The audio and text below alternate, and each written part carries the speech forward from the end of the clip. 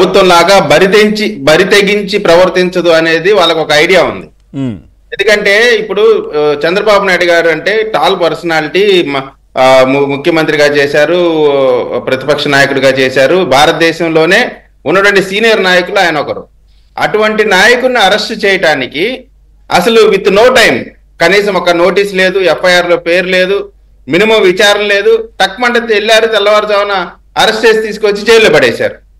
అంటే వాళ్ళు పోలీసుని వ్యవస్థల్ని ఏ విధంగా ఉపయోగించుకున్నారు, ఏ విధంగా తప్పుడు కేసులు పెట్టి ఇబ్బంది పెట్టారు, అటువంటి పనులు మనం చెయ్యమనేటువంటిది తెలుగుదేశం పార్టీ కానీ కూటమి ప్రభుత్వం కానీ అటువంటి పనులు చేయదు. చట్ట ప్రకారంగా, ప్రాసెస్ ప్రకారంగా, నిదానంగా ఒకరి తర్వాత ఒకరిని చేస్తారనేటువంటి ఆలోచనలో ఉన్నట్టు కనపడతా ఉంది.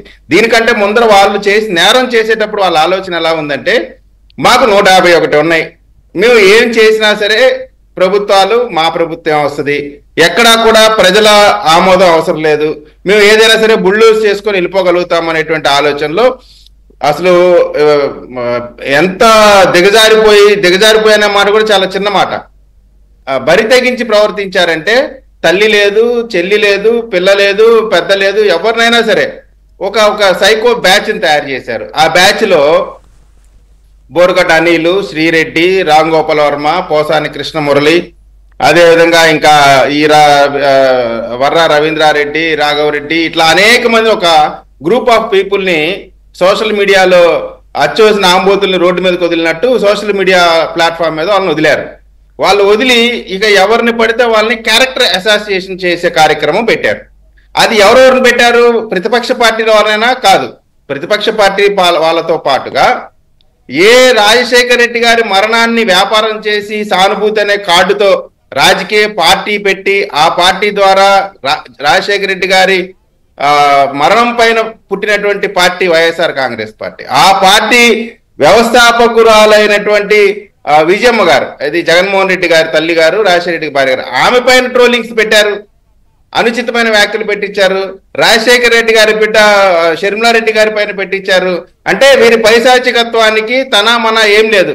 వాళ్ళ రాజశేఖర రెడ్డి గారి బిడ్డ ఓకే, అది కానీ ముఖ్యమంత్రి గారి చెల్లెలు, ఆ రాష్ట్ర ముఖ్యమంత్రి గారి తల్లి చెల్లి పైన, అప్పటి చెల్లి పైన, అవును అది మెయిన్ సార్.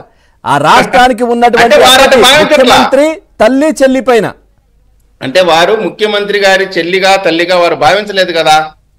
వాళ్ళు అలా భావిస్తే ఆ విధంగా ఎందుకు చేపిస్తారు? సొంత అన్న ముఖ్యమంత్రిగా ఉండి ఆయన పార్టీకి సంబంధించిన సైకోలే వాళ్ళపైన పెడతా ఉంటే వాళ్ళు ఎంజాయ్ చేస్తా ఉన్నారంటే ఇక వీళ్ళకి బంధాలకి, అనుబంధాలకి, కుటుంబాలకి మన వ్యవస్థ, భారతదేశ వ్యవస్థ కుటుంబ వ్యవస్థ అండి. కుటుంబాల మధ్య ఎఫెక్షన్స్ ఎక్కువ ఉంటాయి.